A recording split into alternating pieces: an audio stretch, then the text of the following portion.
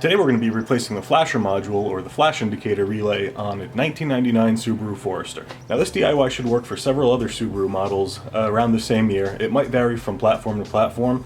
This is more specific to a Forester S, specifically a 1999 again, but if you have a similar model, it'll probably be very similar for you. I'll go ahead and apologize now for the lack of cleanliness for the car. It's my $900 Subaru that I pretty much have never cleaned since I bought it. It's been my toting around car and bad weather car, and just anything I don't want to put in any of my other cars kind of goes in there.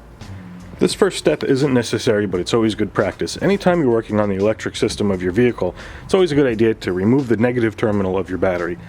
On this one, it's I believe a 10mm. Just pop that off and leave that to the side. Here's the tools you're going to need. Just a Phillips head screwdriver, and if you have a shorter one, even better. If you don't, you'll see what I had to do in this video, but I would recommend you get a slightly shorter Phillips head screwdriver. It'll help you out later. You're also going to need an EP34 flasher. It's a relay. These can be had at Advanced Auto Parts or AutoZone for about 13 bucks, or on Amazon. I'll link it in the description below. First thing you're going to need to do is take your Phillips head screwdriver and locate this little Phillips head pop rivet on the dash, on the lower side of the dash of the driver's side. This will kind of just unscrew with one little turn there, and from there you can just kind of gently pop that out and it will look like that. Next up, if you look underneath, there will be another screw right about there. It's a Phillips head as well. You're going to need to remove that. And additionally, if we look underneath or by the hood release, there's one more Phillips head there that's got to be removed. Now that you've removed all the screws, you can go ahead and just kind of work your way around this plastic and gently pull it out, because there's going to be some clips around there that we don't want to break, and these wires aren't super long, so we want to make sure you're not pulling those out.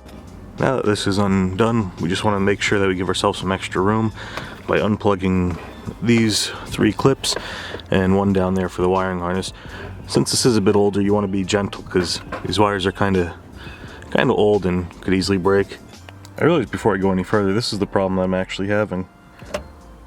You can hear the relay click once, but it doesn't turn on all the way, and this problem's intermittent. It doesn't happen all the time, but it does happen at very inconvenient times. So I'll even try the hazards. It's the same relay. So I'm hoping that replacing that relay will help fix this issue.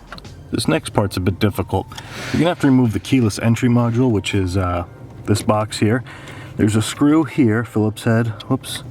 There's a screw here, and then another one, which is kind of hard to see with this camera, but back up on the other side of the box, when you're under there you'll be able to see it. It's kind of self-explanatory. It's another brass Phillips head screw, which you'll need a shorter Phillips head screwdriver to get to, and make sure if you have a keyless entry module, unplug these connectors here. So get them out of the way, then you can just pull this guy right off. Since I don't have all my tools with me today, I couldn't get that other screw out. You can if you have a short flathead, so you can push this box out of the way. Just be careful that there's nothing attached to it and that you're not pinching any wires. But up there's a little black connector in between. Let me try to zoom in between that blue and white one. I'll just pause the screen and kind of circle it. It's blurred out right now because my camera doesn't really want to focus. But you're going to unclip that one and then put your new relay in there, because you're not going to be able to get the old relay out without really ripping the dash apart. Okay, now that that's unclipped, the camera doesn't really want to focus on it, but it's that connector there. It's a little 3-prong, and we're just going to go ahead and plug our new relay into there. All right, so that new black box there, that relay, is plugged into that harness, and now we're going to go ahead and see if it works. So at this point you can reconnect any of these connectors or leave them loose for now. Won't mess anything up. And you could put the ignition on and test it out. All right, let's see. Looks like I've got my left indicator, my right indicator, and my hazards work. Now that we know that it works, we're just going to kind of tuck this back up under somewhere where it's not going to interfere with anything. Screw back on this keyless entry module, and if you actually have keyless entry, I don't on this one, so these were disconnected.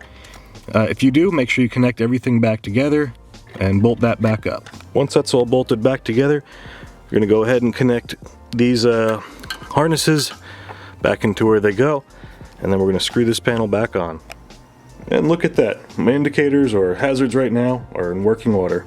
A little bit faster than they used to be, but I don't really see that as a big problem. So that's going to do it for this DIY. If you like this DIY, give it a thumbs up. If you want, share it with a friend that they might think that this is useful.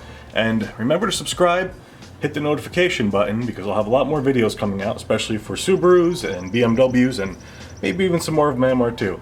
That's going to do it for this one. Thank you for watching. Be sure to keep it foul.